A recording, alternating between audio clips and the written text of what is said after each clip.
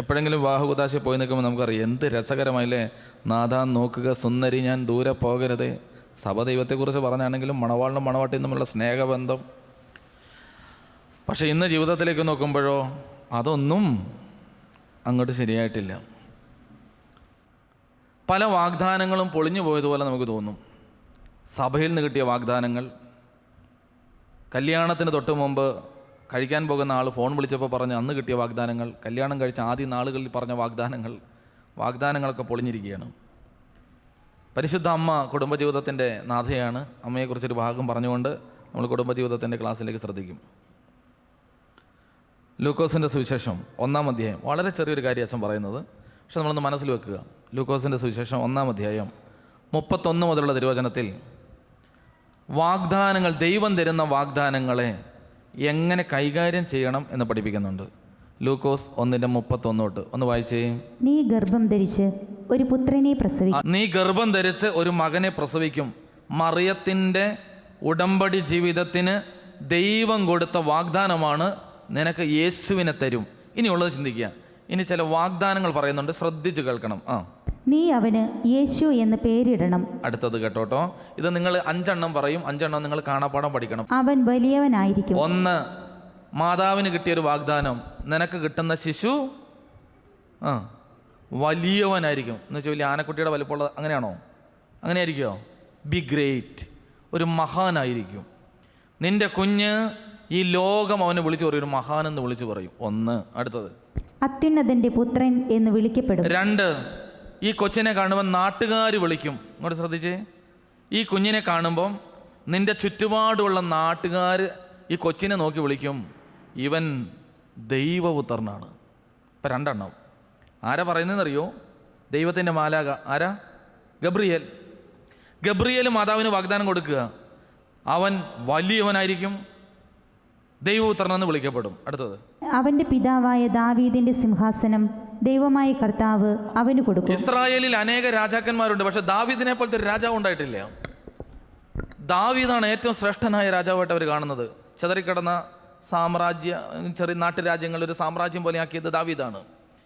ദാവീദിന് കിട്ടിയ അഭിഷേകം, ദാവീദിന് കിട്ടിയ ശക്തി, ദാവീദിൻ്റെ കരുത്ത് പറയണം. ദാവീദിൻ്റെ സിംഹാസനത്തിൽ ദാവീദ് ഭരിച്ചതുപോലെ ജനത്തെ ഒറ്റക്കെട്ടായി ദാവീദിൻ്റെ ശബ്ദത്തിൻ്റെ മുമ്പിൽ ഇസ്രായേൽ നിന്നതുപോലെ നിന്റെ മകൻ്റെ മുമ്പിൽ നിൽക്കും. അടുത്തത്, യാക്കോബിന്റെ ഭവനത്തിന്മേൽ അവൻ എന്നേക്കും ഭരണം നടത്തും.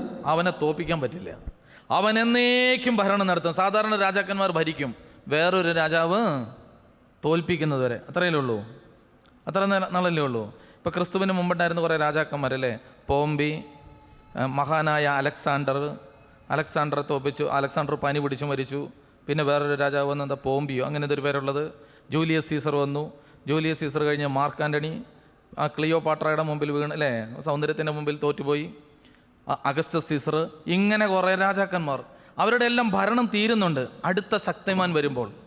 എന്നാൽ യേശു ക്രിസ്തുവിനെ കുറിച്ച് പറയുകയാണ്, അവൻ്റെ ഭരണം എന്നേക്കും നിലനിൽക്കും. അതിൻ്റെ അർത്ഥം എന്താണ്?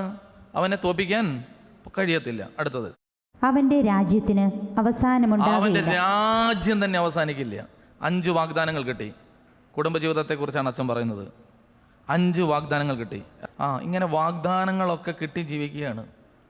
അങ്ങനെ നിൽക്കുമ്പോഴാണ് ഇതാ യേശു കുഞ്ഞിനെ മറിയം പ്രസവിച്ച നിമിഷം തൊട്ട് മറിയം അനുഭവിക്കുന്ന പ്രതിസന്ധികൾ നമ്മളൊന്ന് ധ്യാനിച്ചു നോക്കുക.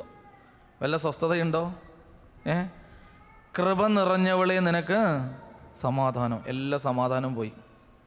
അത് നമ്മൾ കുടുംബജീവിതത്തിൻ്റെ ക്ലാസ്സിൽ പറയും കേട്ടോ. എന്താണെങ്കിലും മറിയം ഒരു കാര്യം അറിഞ്ഞു. ഈ കൊച്ച് ജനിച്ചപ്പോൾ തൊട്ട് മറിയത്തിൻ്റെ ഉള്ള വില പോയി എന്ന് മാത്രമല്ല, അയൽവക്കക്കാരൊക്കെ പറയാൻ തുടങ്ങി, ഈ ചെറുക്കൻ കാരണം ഞങ്ങളുടെ വീട്ടിലുള്ള കൊച്ചുങ്ങളെയൊക്കെ കൊന്നു കളഞ്ഞു അല്ലേ. അടുത്തത്, ഈ കുഞ്ഞിനെ നാട്ടുകാരെല്ലാം വിളിക്കാൻ തുടങ്ങി, അപ്പനില്ലാതെ ഉണ്ടായതാണ്. ദൈവദൂതൻ എന്താ പറഞ്ഞ? വലിയവനായിരിക്കും, മഹാനായിരിക്കും, ദൈവപുത്രൻ എന്ന് വിളിക്കപ്പെടും, സിംഹാസനത്തിലിരിക്കും, അങ്ങനെ ഇങ്ങനെയൊക്കെ പറഞ്ഞു. ഇനി യേശുവിൻ്റെ ജീവിതം അങ്ങനെ പോവുകയാണ്. മറിയം എന്നും യേശു തലവേദനയാണ് മറിയത്തിന്. പള്ളി ചെന്ന പ്രശ്നം, അച്ഛന്മാരോട് തറതല പറയുന്നു അല്ലേ, വൈദികർ പറയുന്നു ഇവന് പ്രാന്താണ്, ഇവന് ബേൽസെബൂൽ കൂടി പിശാച് ബാധിതനാണ്, ആകെ പ്രശ്നമാണ്. അവസാനം എന്തെല്ലാം പ്രതിസന്ധി വന്നാലും മറിയത്തിന് ചില ഓർമ്മകളുണ്ട്. ദൈവം പറഞ്ഞ 5 വാഗ്ദാനങ്ങൾ. ദൈവം പറഞ്ഞ 5 വാഗ്ദാനങ്ങൾ ഓർമ്മയുണ്ട്. എന്തായാലും ദൈവം എന്നെ കൈവിടില്ല, വലിയ ഉറപ്പാണ് മറിയത്തിന്. ഇനി എന്താ സംഭവിച്ചതെന്നറിയോ? മറിയം കണ്ടുകൊണ്ടിരിക്കുമ്പോൾ പീലാത്തോസിൻ്റെ കൊട്ടാരത്തിൽ നിന്ന് വലിച്ചഴച്ചുകൊണ്ട് വന്ന് യേശുക്രിസ്തുവിനെ ക്രൂശിൽ തൂക്കി. മറിയം ബോധം കെട്ട് വീണോ? മറിയത്തിന് ഓർമ്മയുണ്ട്. എന്താണ്? ഇവരെന്നെയൊക്കെ കാണിച്ചാലും കുഴപ്പമില്ല, എൻ്റെ കൊച്ചിനെക്കുറിച്ച് ദൈവം പറഞ്ഞ ചില കാര്യങ്ങളുണ്ട്, അത് നടക്കത്തുള്ളൂ. എൻ്റെ ദൈവം പറഞ്ഞ കാര്യങ്ങളുണ്ട്, ഇവരെന്നെ കാണിച്ചാലും കുഴപ്പമില്ല, എൻ്റെ കൊച്ചിനെക്കുറിച്ച് ദൈവം പറഞ്ഞ വാഗ്ദാനമുണ്ട്. പക്ഷെ മറിയത്തെ പോലും ഞെട്ടിച്ചുകൊണ്ട് ക്രിസ്തു തിരിച്ചു പറഞ്ഞു, പിതാവേ, എല്ലാം പൂർത്തിയായി, എൻ്റെ ആത്മാവിനെ ഭരമേൽപ്പിക്കുന്നു. അവൻ എന്നേക്കുമായിട്ട് തലചായ്ച്ചു, ആത്മാവിനെ വിട്ടു. ഇനി നിങ്ങളൊന്ന് ആലോചിച്ച് നോക്കുക. മറിയത്തോട് ദൈവം ഇത്രയും വാഗ്ദാനം പറഞ്ഞു. മറിയത്തിൻ്റെ ജീവിതത്തിൽ ഈ വാഗ്ദാനങ്ങൾ ഏതെങ്കിലും നടന്നോ? ഇത്രയും വാഗ്ദാനമുള്ളൊരു സമ്മാനമാണ് കൊടുത്തു വിട്ടത്. സമ്മാനം അഴിച്ചപ്പോൾ ഒന്നും കിട്ടില്ല. നമ്മൾ ഈ ചില ഇതൊക്കെ ഈ തപാൽ അയച്ചു വരത്തില്ലേ? ഞങ്ങളുടെ വീടിൻ്റെ അവിടുത്തെ ഒരു പുള്ളിക്കാരൻ 3000 രൂപയ്ക്ക് 5 സിം കണ്ടിടുന്ന മൊബൈൽ ഫോണ് എന്നെ അയച്ചു വരുത്തി. 5 സിം കണ്ട് ഒന്നിച്ചിടാം, എന്തായാലും തന്നെ നടക്കുന്നവരെ കണ്ടൊക്കെ പറഞ്ഞത്. അതുപോലത്തെ മൊബൈൽ ഫോണാണ്. വന്നു കഴിഞ്ഞപ്പോൾ ഒരു ഇഷ്ടികയായിരുന്നു. കാശൊക്കെ കൊടുത്ത പോസ്റ്റ് ഓഫീസിൽ നിന്ന് വാങ്ങിക്കഴിഞ്ഞപ്പോൾ ഒരു ഇഷ്ടികയായിരുന്നു കിട്ടിയത്. എന്ന് പറഞ്ഞതുപോലെ വലിയ വാഗ്ദാനമൊക്കെ ഗബ്രിയേൽ പൊതിഞ്ഞു കൊടുത്തു. പക്ഷെ ജീവിതത്തിലേക്ക് വന്നു കഴിഞ്ഞപ്പോൾ എന്താ കിട്ടിയത്? ഒന്നും നടന്നില്ല. നമ്മളാണെങ്കിൽ എന്തു ചെയ്യും? ഇപ്പം നിങ്ങൾ കല്യാണത്തിന് നിങ്ങളുടെ ഭർത്താവിനോട് അല്ലെങ്കിൽ ഭർത്താവിൻ്റെ വീട്ടുകാരോട് ഭാര്യയുടെ വീട്ടുകാർ പറഞ്ഞു 25 പവനും 50,000 രൂപയും തരാം. 20 പവനും 50,000 രൂപയായിപ്പോയി. സഹിക്കുമോ? ആ അമ്മായിയപ്പം മരിക്കുന്നവരെ സമാധാനം ഉണ്ടായിട്ടുണ്ടാവുമോ? ചില ചേച്ചിമാർ കൂടുകൂടെ ചിരിക്കുക, ഞങ്ങളുടെ വീട്ടിലെ കാര്യം തന്നെയാണല്ലോ പറഞ്ഞത്, അല്ലേ? നമുക്ക് സഹിക്കുകയില്ല. എത്ര നാളുണ്ടെങ്കിലും അതിൻ്റെ അപ്പനെ തെറി പറഞ്ഞുകൊണ്ടിരിക്കും. നമ്മളെ പറ്റിച്ചു എന്നാണ് നമ്മുടെ ചിന്ത മുഴുവൻ. ഇതാ മറിയത്തിൻ്റെ ജീവിതത്തിൽ ഇതൊന്നും നടന്നില്ല. ഞാനാണ് മറിയത്തിൻ്റെ സ്ഥാനത്തെങ്കിലുണ്ടല്ലോ, നമ്മളെന്താ ചെയ്യാന്നറിയോ? നമ്മൾ ചാടിക്കയറി ഒരു മൈക്കെടുത്തിട്ട് ഒരു പരസ്യ യോഗം കണ്ട് നടത്തും. പ്രിയപ്പെട്ടവരെ, എനിക്ക് പണ്ട് ഗബ്രിയേൽ എന്ന് പറയുന്ന ഒരു ചങ്ങാതി വന്നു, നമ്മളോട് വലിയ കാര്യമൊക്കെ പറഞ്ഞു. തെറ്റായിരുന്നു. 30 കൊല്ലം ഞാൻ വിശ്വാസ ജീവിതം നയിച്ച് വെറുതെ ആയിപ്പോയി. അതുകൊണ്ട് ദൈവം എന്ന് പറയുന്ന സാധനമില്ല, നിങ്ങളങ്ങനെ വിശ്വസിക്കരുത്, തോന്നിയ പോലെ ജീവിച്ചു. നമ്മളങ്ങനെയൊക്കെ പറയാനാണ് ശ്രമിക്കുക. ഒരിക്കൽ എൻ്റെ ഇടവകയിൽ ഒരു വക്കീൽ മരിച്ചു. വക്കീലിൻ്റെ രോഗാവസ്ഥ കിടക്കുകയാണ്. അപ്പം ഞങ്ങൾ എല്ലാവരും പോയി പ്രാർത്ഥിക്കുകയൊക്കെ ചെയ്തു. പക്ഷെ മരിച്ചുപോയി. ശവസംസ്കാരം കഴിഞ്ഞ് സന്ധ്യാപ്രാർത്ഥനയായിട്ട് ഞാൻ ആ സ്ത്രീയോട് പറഞ്ഞു, നാളെ രാവിലെ വിശുദ്ധ കുർബാനയുണ്ട്. പുള്ളിക്കാരത്തി എന്നോട് എടുത്ത് വകനിച്ചു. എന്നെ കാണാൻ തന്നെയാണ്. ഇത്രയും നാൾ നിങ്ങളെല്ലാവരും കൂടെ പ്രാർത്ഥിച്ച് ഇങ്ങോട്ട് വരും ഇങ്ങോട്ട് കിട്ടുമെന്ന് പറഞ്ഞു. പോയില്ലേ? ഇനി ഞാൻ കുർബാനയ്ക്കുമില്ല പ്രാർത്ഥനയ്ക്കുമില്ല. അവരുടെ വിശ്വാസവും തീർന്നു എന്ന് പറഞ്ഞ പോലെ. കാരണം അവരത് റിക്കവർ ചെയ്യാൻ കുറച്ച് ദിവസം പിടിച്ചു. അന്നേരത്തെ ഷോക്കിൽ അങ്ങനെ പറഞ്ഞതാണ്. പലപ്പോഴും നമ്മുടെ ജീവിതത്തിൽ ഇൻസിഡൻറ്റുകൾ ഉണ്ടാകുമ്പോൾ നമ്മളിങ്ങനെയാണ് ചെയ്യുക. ഇപ്പം കുടുംബത്തിൽ ഇങ്ങനത്തെ ചില വിഷയങ്ങൾ ഉണ്ടായാൽ എന്നാ ചെയ്യണം? മറിയം എന്തു ചെയ്തു എന്നുള്ളതാണ് നമ്മുടെ പ്രാർത്ഥന. അതൊന്ന് പറയാനാണ് അച്ഛൻ ഇത്രയും പറഞ്ഞത്. ഇനി നിങ്ങൾ ഒന്നോടെ നിങ്ങളുടെ മനസ്സിനോട് പറഞ്ഞേ, മറിയം സ്വപ്നം കണ്ട ഏതെങ്കിലും കാര്യങ്ങൾ ആ ജീവിതത്തിൽ നടന്നോ? ഒന്ന് പറ. ഉണ്ടൂല, ഒന്ന് പറ. നടന്നോ? നടന്നില്ല. എന്താണ് ഇപ്പം മറിയം കാണുന്ന കാഴ്ച? ക്രൂശ്യൻ ചുവട്ടിലിരുന്നുകൊണ്ട് മറിയ യേശുവിൻ്റെ പൊന്നുമുഖത്തേക്ക് നോക്കി പ്രാണം പോയി കിടക്കുകയാണ്. മറിയ ഓർത്ത്, ഒന്നാമത്തെ വാഗ്ദാനം, നിൻ്റെ മകൻ വലിയവനായിരിക്കും. ഇപ്പം എന്നാ കാണുന്നേ? ഈ ലോകത്തിലേക്കും വെച്ച് ഏറ്റവും ചെറിയവൻ, അല്ലേ? നാട്ടുകാർ തുപ്പുന്നു, തുണി അഴിച്ചു മാറ്റുന്നു, പലതും ചോദിക്കുന്നു. 3 ആണികളിൽ നിന്ന് ഇറങ്ങാൻ കഴിയാതെ കിടക്കുന്ന ലോകത്തിലെ ഏറ്റവും ചെറിയവൻ. 2, ദൈവപുത്രൻ എന്നവനെ നാട്ടുകാർ വിളിക്കും.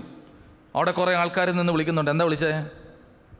ഇവൻ സമൂഹത്തെ വഴിതെറ്റിക്കുന്നവനാണ്, ഇവനെ കൊല്ലുക, കൊല്ലുക, ഇവൻ കുറ്റവാളിയാണ്. അങ്ങനെയല്ലേ പറഞ്ഞേ? ഇവനൊരു കുറ്റവാളിയാണ്. 3, ദാവീദിൻ്റെ സിംഹാസനത്തിൽ അവൻ ഇരിക്കും. എവിടെയാണ് കിടക്കണേ ഇപ്പോൾ? ഇതാണ് ദാവീദിൻ്റെ സിംഹാസനം. 2 മരക്കഷ്ണത്തിൽ തൂങ്ങി കിടക്കുകയാണ്. പിന്നെയോ, യാക്കോബിൻ്റെ ഭവനത്തിന്മേൽ എന്നേക്കും ഭരിക്കും, ആരും അവനെ തോൽപ്പിക്കില്ല. തോറ്റ് തുന്നം പാടി കിടക്കുകയാണ്. അവസാനത്തേതോ, അവൻ്റെ രാജ്യത്തിന് അവൻ്റെ ശ്വാസം തന്നെ തീർന്ന്. അവൻ്റെ രാജ്യത്തിന് അവസാനം ഉണ്ടാവില്ലെന്ന് പറഞ്ഞ് അവൻ്റെ ശ്വാസം തന്നെ തീർന്ന്. ഒരു വാഗ്ദാനവും നടന്നില്ല.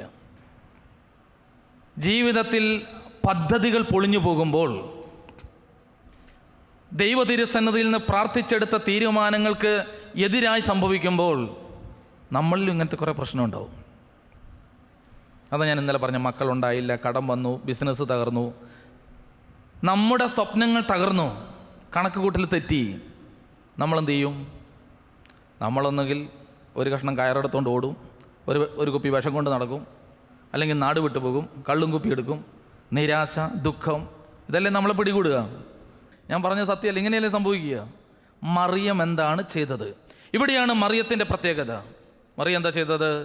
മറിയം കുരിശിൻ ചുവട്ടിൽ തളർന്നു വീഴുകയോ ബോധം കെട്ട് വീഴുകയോ ഉറക്കഗുളിക ചോദിക്കുകയോ നിരീശ്വരവാദം പ്രസംഗിക്കുകയോ അല്ല ചെയ്തത്. മറിയം ചാടി എഴുന്നേറ്റു. എന്നിട്ടോ മറിയം പോയി. മർക്കോസിൻ്റെ മാളികയിലാണ് പിന്നെ നമ്മൾ മറിയത്തെ കാണുന്നത്, അല്ലേ? അവിടുത്തെ ഒരു പ്രത്യേകത ഒന്ന് ധ്യാനിച്ച് നോക്കി. മർക്കോസിൻ്റെ മാളികയിൽ ഇപ്പം എന്താ സംഭവിക്കുന്നത്? യേശു ക്രിസ്തു മരിച്ചു എന്നറിഞ്ഞപ്പോൾ അപ്പോസ്തലന്മാരിൽ ഒരുത്തൻ കെട്ടിഞ്ഞാണ് ചത്തു, ബാക്കി 11 കൂടെ ഓടി. എന്നിട്ടോ സഹിയോൻ മാളികയിൽ കയറി യഹൂദന്മാരെ ഭയന്ന്, ബാക്കി നിങ്ങൾ പറ. ശരിയാ, യഹൂദന്മാരെ ഭയന്ന് വാതിലടച്ചിരുന്നു. ആരെ പേടിച്ചിട്ടാ? യഹൂദന്മാരെ പേടിച്ച് വാതിലടച്ചിരുന്നു. വാതിലടച്ചു എന്ന് പറഞ്ഞാൽ വഴികൾ മുഴുവൻ അടഞ്ഞു. ഭയം ഉള്ളിൽ കയറി. ഭയം ഉള്ളിൽ കയറി കഴിഞ്ഞാൽ പിന്നെ പുറത്തിറങ്ങാൻ ബലമില്ല, ഒരു വഴിയും തെളിയില്ല. നമ്മൾ ജീവിതത്തിൽ എപ്പോഴും ഓർക്കണം, വാതിലടച്ചിരുന്നാൽ ഇതാ പ്രശ്നം. ഇനി ഒരു വഴി എനിക്ക് വേണ്ട, പുറത്തിറങ്ങാൻ പേടിയാണ്, മനുഷ്യരെ അഭിമുഖീകരിക്കാൻ പറ്റുന്നില്ല. ജീവിതത്തിലെ പ്രതിസന്ധി നമ്മളെപ്പോഴും ഭയപ്പെടുത്തിയും ഭാരപ്പെടുത്തിക്കൊണ്ടിരിക്കുകയാണ്. പല കുടുംബങ്ങളിൽ ഇതാണ്. പിന്നെ പുറത്തേക്കുള്ള നമ്മുടെ ഇറങ്ങി വരവില്ല, ഉത്സവം ഇല്ല. മറിയം ആ വീട്ടിലേക്ക് ചെന്നു. പേടിച്ചിരിക്കുന്നവരെങ്ങനെയൊക്കെ ആയിരിക്കും ഇരിക്കുക? പേടിച്ചിരിക്കുന്നവർ വട്ടം കൂടി ക്യാരംസ് ബോർഡും കളിച്ചുകൊണ്ട് അല്ലെങ്കിൽ ചീട്ടും കളിച്ചുകൊണ്ടാണ് ഇരിക്കുക. പേടിച്ചിരിക്കുന്നവൻ ചിലത് കട്ടിലിൻ്റെ അടിയിൽ കയറിയിരിക്കും, ചിലത് മൂലയിൽ പോയിരിക്കും, ചിലത് ഭക്ഷണം കഴിക്കാതിരിക്കും, ചിലത് കാലിൻ്റെ മേലെ കാലും കഴിച്ച് ആകാശത്തേക്ക് നോക്കി വള്ളവും കളഞ്ഞു, വലയും കളഞ്ഞു, അപ്പനെയും കളഞ്ഞു, ആ ചെറുപ്പക്കാരൻ്റെ പുറകെ പോയി, ജീവിതം കോഞ്ഞാട്ടയായി. ഇങ്ങനെയും പറഞ്ഞുകൊണ്ട് സ്വന്തം ജീവിതത്തിൻ്റെ നഷ്ടങ്ങളിലേക്ക് നോക്കി അങ്ങനെയാണ് നമ്മളിരിക്കുക. നമ്മളും അങ്ങനെ പറയില്ലേ, ഇയാളുടെ കൂടെ പോകുന്നു വേണ്ടായിരുന്നു, ഇവളുടെ കഴുത്തെ കെട്ടണ്ടായിരുന്നു, കല്യാണം തന്നെ വേണ്ടായിരുന്നു, അല്ലേ? എന്തെല്ലാം തരത്തിലുള്ള സ്വപ്നങ്ങൾ നമ്മൾക്ക് ഉണ്ടാവുക. മറിയം ആ വീട്ടിൽ ചെന്നു. എന്നിട്ട് പറഞ്ഞു, ഇങ്ങനെയല്ല ഇരിക്കേണ്ടേ, വരിക, എല്ലാത്തിനോട് കൂടി വരാൻ പറഞ്ഞു. അപ്പോസ്തല പ്രവൃത്തി 1:14 എന്താ വചനം? എല്ലാവർക്കും അറിയാം. അവർ മറിയത്തോടൊപ്പം പ്രാർത്ഥിച്ചു കൊണ്ടിരുന്നു. അവർ ദൈവത്തെ മഹത്വപ്പെടുത്തിക്കൊണ്ടിരുന്നു. ഭയന്നിരുന്ന അപ്പോസ്തലന്മാർ മറിയത്തോടൊപ്പം പ്രാർത്ഥിച്ചു. പെട്ടെന്ന് എന്താ സംഭവിച്ചത്? അങ്ങനെ ഒരു ദിവസം അവർ 120ഓളം പേർ കൂടിയിരിക്കുമ്പോൾ ഇതുങ്ങളുടെ മേൽ എന്ത് വീണു? പരിശുദ്ധാത്മാവ്. ഇനി പ്രത്യേകം ശ്രദ്ധിക്കണം, പരിശുദ്ധാത്മാവ് അണുബോംബ് പൊട്ടിയിറങ്ങുന്ന പോലെ അല്ലെങ്കിൽ ഒരു വലിയ തീക്കുണ്ടം വന്നിറങ്ങുന്ന പോലെയോ ആ വീടിനകത്തേക്ക് വന്ന് വീഴുകയല്ല ചെയ്തത്. ആണോ? ഒരു വലിയ തീക്കട്ട വന്ന് വീഴുന്ന പോലെ മൊത്തം വീടിനെ വിഴുങ്ങല്ല ചെയ്തത്. ശ്രദ്ധിക്കണത്, പരിശുദ്ധാത്മാവ് അഗ്നിനാവുകളുടെ രൂപത്തിൽ അവർ ഓരോരുത്തരുടെയും മേൽ വന്ന് വീണു. അങ്ങനെയല്ലേ? ഓരോരുത്തരുടെയും മേൽ വന്ന് വീണു. പരിശുദ്ധാത്മാവിൻ്റെ തീ അവരുടെ ഉള്ളിൽ വന്നു കഴിഞ്ഞപ്പം അവരെന്നാ ചെയ്തേ? ഇത്രയും നേരം അവരുടെ അവസ്ഥ എന്തായിരുന്നു? വാതിലടച്ച് പേടിച്ചിരിക്കുകയായിരുന്നു. പരിശുദ്ധ അമ്മയോടൊപ്പം പ്രാർത്ഥിച്ച് പരിശുദ്ധാത്മാവിന് കിട്ടി. ഇപ്പം എന്താ ചെയ്തേ? വാതിൽ തുറന്നു, അല്ലേ? അപ്പോൾ വാതിൽ തുറക്കണമെങ്കിൽ എന്ത് വേണം? ദൈവാത്മാവ്. എന്നതാ? ദൈവാത്മാവ്. അതാണ് യെശയ്യാ പ്രവചനത്തിൽ പറയുന്നത്. ദൈവത്തിൻ്റെ ആത്മാവ്, ശക്തിയുടെ, ജ്ഞാനത്തിൻ്റെ, വിവേകത്തിൻ്റെ ആ പരിശുദ്ധാത്മാവ്. യേശു ക്രിസ്തു വന്നിട്ട് എന്താ പറഞ്ഞ? ലൂക്കോസ് 4:18 ഒന്ന് വായിച്ചു നോക്കി. ക്രിസ്തുവിൽ കിടക്കുന്ന ആത്മാവിൻ്റെ പ്രത്യേകത, അതിനാണ് നസറത്ത് മാനിഫെസ്റ്റോ എന്നൊക്കെ പറയുക. കർത്താവിൻ്റെ ആത്മാവ് എൻ്റെ മേലുണ്ട്, ദരിദ്രരെ സുവിശേഷം അറിയിക്കുന്നത്, ബന്ധിതർക്ക് മോചനം. എന്താ ഈ ബന്ധിതർ എന്ന് പറഞ്ഞാൽ? കെട്ടപ്പെട്ട ജീവിതം, അല്ലേ? സ്വാതന്ത്ര്യമില്ലാത്ത ജീവിതം, അതിന് മോചനം. പിന്നെയോ അന്ധർക്ക് കാഴ്ച. എന്തുകൊണ്ട് അന്ധൻ എന്ന് പറഞ്ഞാൽ? അന്ധൻ എന്ന് പറഞ്ഞാൽ മുമ്പിലുള്ള വഴി ഏതാന്ന് അറിയാത്തവൻ, കണ്ണില്ലാത്തവൻ മാത്രമല്ല, അല്ലേ? അപ്പം നമുക്കൊക്കെ ചില അന്ധത വരാറില്ലേ? ഇനി എന്നാ ചെയ്യണം, എങ്ങനെ മുന്നോട്ട് പോകണം, ഇതറിയാത്ത അവസ്ഥ, അവർക്ക് വഴി. പിന്നെയോ അടിച്ചമർത്തപ്പെട്ടവർക്ക് സ്വാതന്ത്ര്യം, കർത്താവിന് സ്വീകാര്യമായ വത്സരം. എന്ന് വെച്ചാൽ ദൈവത്തിൻ്റെ ആത്മാവ് നൃത്തത്തിൻ്റെ, ഉത്സവത്തിൻ്റെ, സ്നേഹത്തിൻ്റെ, സന്തോഷത്തിൻ്റെ ഈ ആത്മാവ് അങ്ങോട്ട് വന്നു. അവരെന്നാ ചെയ്തതെന്നറിയോ? ഇങ്ങോട്ട് ശ്രദ്ധിച്ചേ. അവർ വേഗം വാതിൽ തുറന്നു. അവരുടെ പ്രധാനിയാണ് പത്രോസ്. പെണ്ണുങ്ങൾക്ക് തന്നെ യഹൂദ സമുദായത്തിൽ വലിയ വിലയില്ല. ഒരടിമ പെണ്ണിൻ്റെ മുമ്പിൽ പോലും ഭയന്നിട്ട് യേശുവിനെ തള്ളി പറഞ്ഞ ആളാണ്. അപ്പോൾ പത്രോസിൻ്റെ നേതൃത്വത്തിൽ അവരങ്ങോട്ട് ഇറങ്ങി. എങ്ങോട്ട് ആദ്യം പോയെന്നറിയോ? യേശുവിനെ ക്രൂശിക്കാൻ വിധിച്ച സന്നിധ്യം കോടതിയുടെ മുമ്പിൽ ചെന്നിട്ട് പറഞ്ഞു, ആകാശത്തിൻ്റെ കീഴിൽ മാനവരക്ഷയ്ക്ക് വേറെ ഒരു നാമമില്ല. നിങ്ങൾ മരത്തിൽ തറച്ച് കൊന്നവനെ ദൈവം ഞങ്ങളുടെ നാഥനും രക്ഷിതാവുമാക്കി ഉയർത്തി. ചാട്ടവാറ് കൊണ്ട് കുറേ അടി വെച്ചു കൊടുത്തു. അടിയുടെ പാടുകളെ തിരുമ്മിക്കൊണ്ടവർ പറഞ്ഞു, കർത്താവിനെ പ്രതി കിട്ടിയ അടികൾക്ക് സ്തോത്രം. പിന്നീട് അവർ ലോകത്തിൻ്റെ 4 ഭാഗങ്ങളിലേക്ക് സുവിശേഷം കൊണ്ടുപോയി. ഇനി നിങ്ങൾ തിരിച്ചു ചിന്തിക്കുക. പിന്നീട് ഈ അപ്പോസ്തലന്മാരിലൂടെ യേശു നാമം വ്യാപരിക്കപ്പെട്ടു. ഇപ്പം എന്താ സംഭവിച്ചു? ഇനി ആ വാഗ്ദാനങ്ങൾ തിരിച്ചു ചിന്തിക്കുക. അവർ ലോകം മുഴുവൻ പ്രഘോഷണം നടത്തി കഴിഞ്ഞപ്പോൾ ലോകം വിളിച്ചു പറഞ്ഞു, മറിയത്തോട് പറഞ്ഞ വാഗ്ദാനം എന്തൊക്കെയാണ്? നിന്റെ പുത്രൻ വലിയവനായിരിക്കും. വലിയവനോ ചെറിയവനോ? യേശു വലിയവനാണ്. ക്രിസ്ത്യാനി മാത്രമല്ല, അക്രൈസ്തവൻ വിളിച്ചു പറയും ക്രിസ്തുവാണ് വലുത്. എന്താ കാരണം? ചരിത്രത്തെ അങ്ങോട്ടും ഇങ്ങോട്ടും വലിച്ചു നീട്ടിയിട്ട് അതിനെ ഇടമുറിക്കണമെങ്കിൽ ക്രിസ്തുവിനെ നടുവിൽ നിർത്തേണ്ടി വന്നു.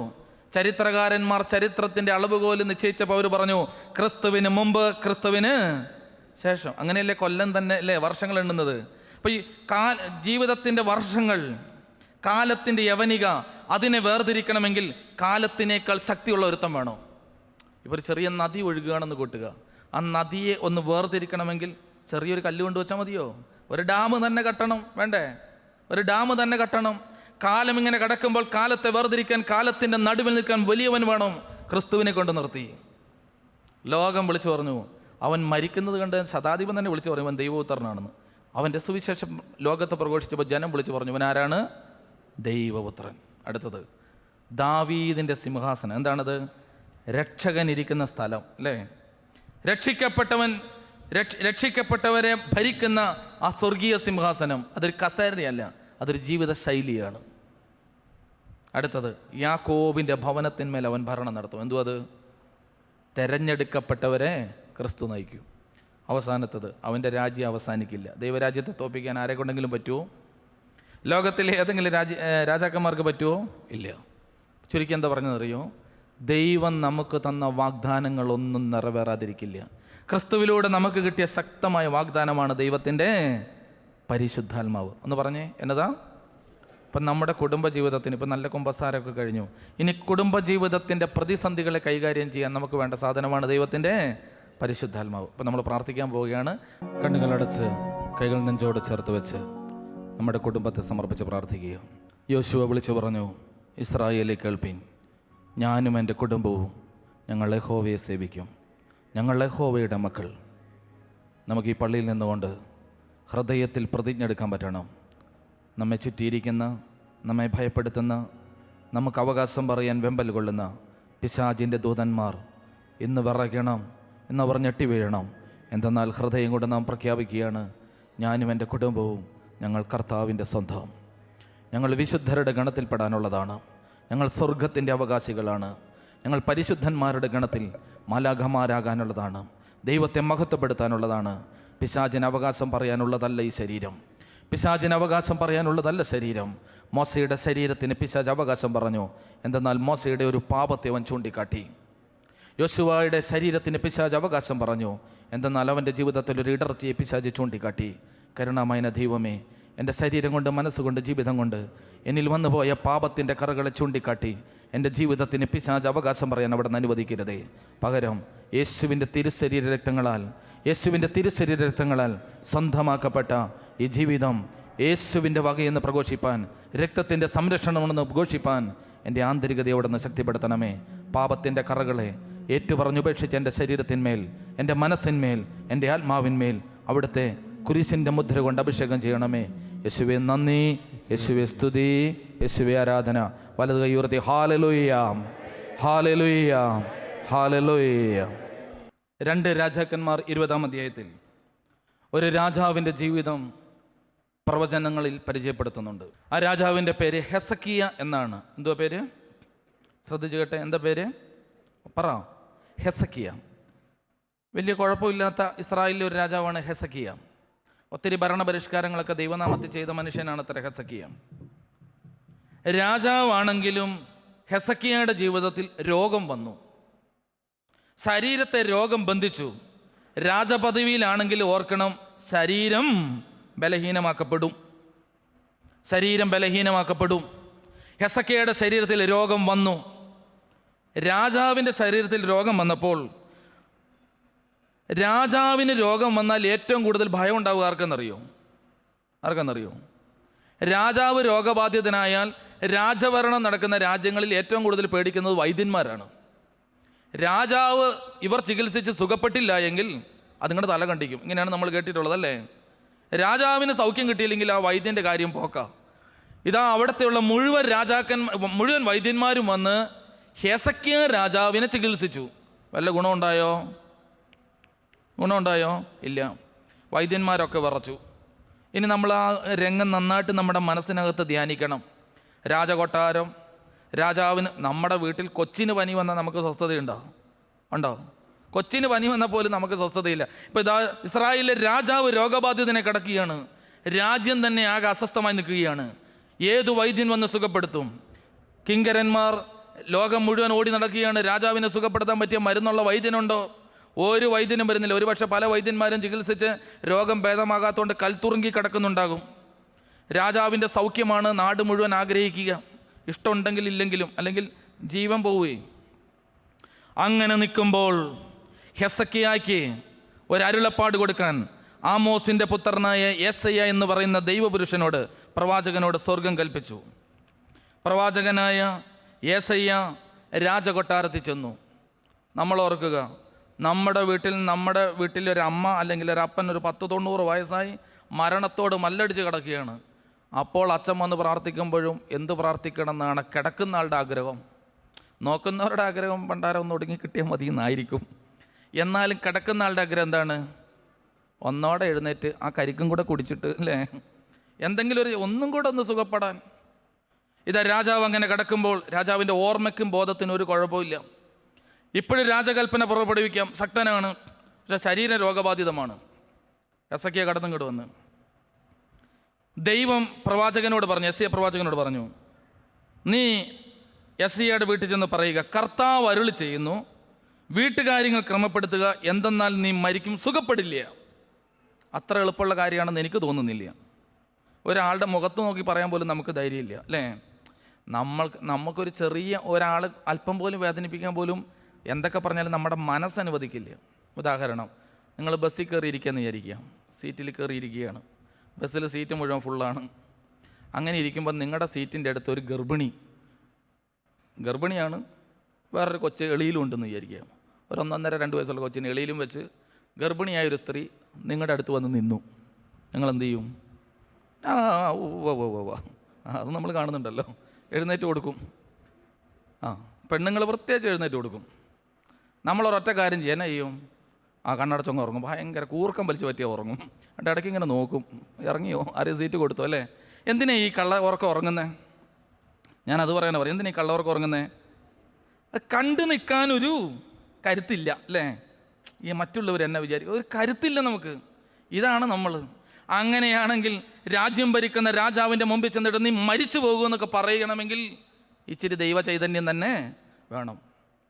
ദൈവമാണ് പറയുന്നത്. വല്ല മാറ്റമുണ്ടോ? മാറ്റമുണ്ടോ? യെശയ്യാ നേരെ അങ്ങോട്ട് ചെന്നു.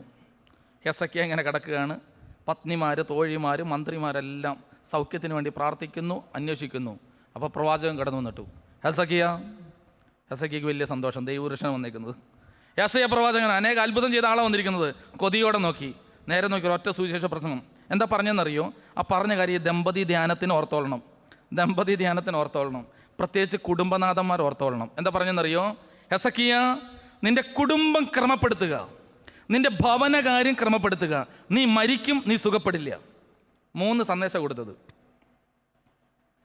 നിന്റെ ഭവനം ക്രമപ്പെടുത്തുക, നീ സുഖം പ്രാപിക്കില്ല, നീ മരിച്ചു പോകും. ഇനി നിങ്ങൾ ചിന്തിക്കുക, പറഞ്ഞാൽ പറഞ്ഞതുപോലെ നടക്കുന്ന ഒരു പ്രവാചകൻ നമ്മുടെ വീട്ടിൽ വന്നിട്ട് ഇങ്ങേര് മരിച്ചു പോകും, കാര്യം ക്രമപ്പെടുത്തിക്കൊള്ളാൻ പറഞ്ഞാൽ നമ്മൾ എങ്ങനെയാണ് വീട് ക്രമപ്പെടുത്തുക? സംഭവിക്കാതിരിക്കട്ടെ, ധ്യാനം കഴിയുമ്പോൾ നിങ്ങൾ മരിച്ചു പോകുമെന്ന് ഇവിടെ നിന്ന് ഞങ്ങൾ ആരെങ്കിലും പറഞ്ഞാൽ, അതുകൊണ്ട് വേഗം വീട്ടിലേക്ക് വിളിച്ച് അത് കേട്ടപ്പോൾ തന്നെ ചിലർ നല്ലതായി, ഞാനാകല്ലേ. വീട് ക്രമപ്പെടുത്തിക്കൊള്ളാൻ പറഞ്ഞാൽ എന്താ പെട്ടെന്ന് ക്രമപ്പെടുത്തുക? ഒരു വെള്ള പേപ്പർ വേഗം എടുത്ത് താഴെ ഓടിച്ചെന്നൊരു പേപ്പർ വാങ്ങി ഒരു പേന എടുത്ത് വേഗം നമ്മൾ എഴുതൂല്ലേ? റോഡിൻ്റെ മേലെ ഭാഗമുള്ളത് മൂത്ത ചെറുക്കന്, താഴെ ഭാഗം ചെറിയ ചെറുക്കന്, കട, ബിസിനസ്, മറ്റത്. പിന്നെ ആർക്കെങ്കിലും കട അങ്ങോട്ട് കിട്ടാനുണ്ടെങ്കിൽ അതൊക്കെ എഴുതി വെക്കും, കൊടുക്കാനുണ്ടെങ്കിൽ എഴുതുമില്ലായിരിക്കും ചിലപ്പം. എന്താണേലും കാര്യങ്ങളൊക്കെ ഒന്ന് അങ്ങനെയല്ലേ ക്രമപ്പെടുത്തുക? മിണ്ടൂല. അങ്ങനെയല്ലേ ക്രമപ്പെടുത്തുക? നമ്മുടെ വീട് ക്രമപ്പെടുത്താൻ പറഞ്ഞാൽ നാം ജീവിക്കുന്ന ചുറ്റുപാടുകൾ തലമുറയ്ക്ക് വേണ്ടി ക്രമപ്പെടുത്തുക. ക്രമപ്പെടുത്തുക എന്ന് പറഞ്ഞാൽ നമ്മളെ പോലെയുള്ള സാധാരണ മനുഷ്യരുടെ തലയിൽ ഇങ്ങനെയാണ് മനസ്സിലാക്കുക. ഈ ദമ്പതി ധ്യാനത്തിന് കുമ്പസാരം കഴിഞ്ഞിരിക്കുന്ന നിങ്ങളോടും നിങ്ങളുടെ വീട് ക്രമപ്പെടുത്താൻ പറഞ്ഞാൽ ഒരുപക്ഷെ നിങ്ങളും ഇങ്ങനെ ചിന്തിക്കുക, ഞാനും ഇങ്ങനെ ചിന്തിക്കുക. പക്ഷേ ഹെസക്കിയ ഇങ്ങനെയല്ല ചിന്തിച്ചത്. ഒരു ഹല്ലേലൂയ പറഞ്ഞേ, ഒന്നോടെ പറഞ്ഞേ. ഹെസക്കിയ ഇങ്ങനെയല്ല ചിന്തിച്ചത്. ഹെസക്കിയ എന്ത് ചെയ്തെന്നറിയോ? നീ മരിക്കും, നീ സുഖപ്പെടില്ല, നിന്റെ ഭവനം ക്രമപ്പെടുത്താൻ പറഞ്ഞപ്പോൾ ആ കുടുംബനാഥൻ ചെയ്തത് ദൈവമക്കളെ ധ്യാനിക്കണം. അവൻ എന്ത് ചെയ്തെന്നറിയോ? അവൻ ഭിത്തിയിലേക്ക് മുഖം തിരിച്ചു കിടന്നു. അതെന്തിനാ ഭിത്തിയിലേക്ക് മുഖം തിരിച്ചു കിടന്നത്? ഇപ്പുറത്തേക്ക് മുഖം തിരിച്ചാൽ അവന് ക്രമപ്പെടുത്താൻ പറ്റില്ല. പ്രവാചകന്റെ പ്രവചന ശബ്ദം കേട്ട് നെടുവേർപ്പെടുന്ന ഭാര്യയുണ്ടാകാം, അധികാരത്തിന് വേണ്ടി അങ്ങോട്ടും ഇങ്ങോട്ടും കൊതിയോടെ നോക്കുന്ന അനുയായികളുണ്ടാകാം, അനുഗാമികളുണ്ടാകാം, പിൻഗാമികളുണ്ടാകാം, വേവലാതിപ്പെടുന്ന പ്രിയപ്പെട്ടവരുണ്ടാകാം, രാജാവിൻ്റെ മരണം കൊതിക്കുന്ന ശത്രുക്കളുണ്ടാകാം. അതുകൊണ്ട് ജീവിത സാഹചര്യങ്ങളിൽ നിന്ന് കണ്ണെടുത്തു. ഒന്നോടെ, വീട് ക്രമപ്പെടുത്തുക എന്ന് പറഞ്ഞാൽ വീട്ടിലെ അവസ്ഥകളിൽ നിന്ന് തൽക്കാലം കണ്ണെടുത്തു. എന്നിട്ട് ഭിത്തിയിലേക്ക് തന്നെ, അവിടെ വേറെ ആരെയും കാണാനില്ല. അപ്പോൾ ഹെസക്കിയായ്ക്ക് തന്നെ ഒന്ന് കാണാം. അവനൊന്ന് ധ്യാനിക്കുകയാണ്, ഒന്ന് മനനം ചെയ്യുകയാണ്. വീട് ക്രമപ്പെടുത്തുക എന്ന് പറഞ്ഞപ്പോൾ അവൻ ചെയ്തത് ഭിത്തിയിലേക്ക് തിരിഞ്ഞു. ഇനി എന്താ ചെയ്തതെന്നറിയോ? അവൻ കർത്താവിനോട് പ്രാർത്ഥിച്ചു. അവനോട് എന്ത് ചെയ്യാനാ പറഞ്ഞേ? വീട് ക്രമപ്പെടുത്താൻ. ക്രമപ്പെടുത്തുന്നത് എങ്ങനെയാണെന്ന് ശ്രദ്ധിക്കണം. കർത്താവെ, ഞാൻ എത്ര വിശ്വസ്തമായും ആത്മാർത്ഥമായുമാണ് അങ്ങയുടെ മുമ്പിൽ പ്രവർത്തിച്ചത് എന്ന് ഓർക്കണമേ. പിന്നെ അവൻ ദുഃഖത്തോടെ കരഞ്ഞു. ഇതാണ് ക്രമപ്പെടുത്തൽ എന്ന് പറയുന്നത്. അവൻ ഭിത്തിയിലേക്ക് തിരിഞ്ഞ് ദൈവത്തോട് പറഞ്ഞു, ഞാൻ തിരുസന്നിധിയിൽ ചെയ്ത നന്മകൾ ഓർക്കണമേ. ഒന്നോടെ പറഞ്ഞാൽ ഹെസക്കിയായ്ക്ക് ശ്രദ്ധിച്ചു കേൾക്കണം, വിട്ടുപോകരുത്. വളരെ പ്രധാനപ്പെട്ട കാര്യം അച്ഛൻ പറയുന്നത്. കുടുംബത്തിലൊരു പ്രശ്നമുണ്ടായപ്പോൾ, ജീവിതത്തിൻ്റെ വഴികളിൽ ഒരു പ്രതിസന്ധി ഉണ്ടായപ്പോൾ യഹോവയോട് പറയാൻ ഹെസക്കിയായ്ക്ക് ചില നന്മകളുണ്ടായിരുന്നു. ഒരു ഹല്ലേലൂയ പറയണം.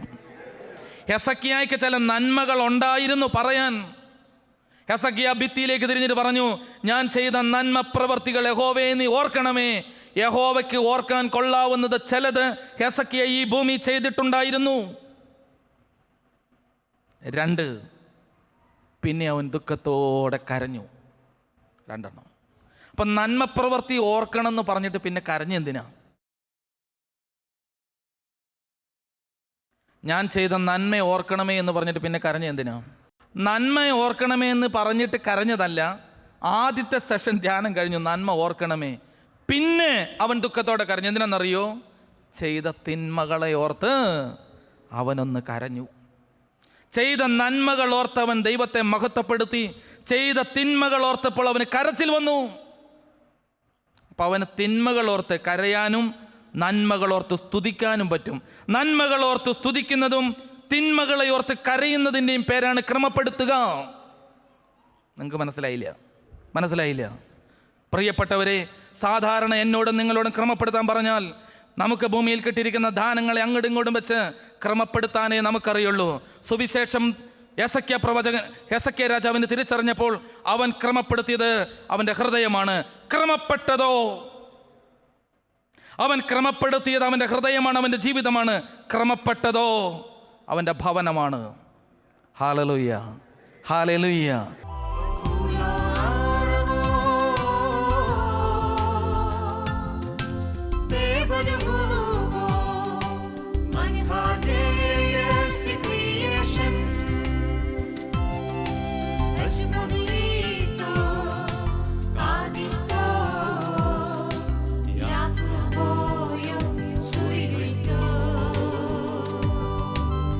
Everybody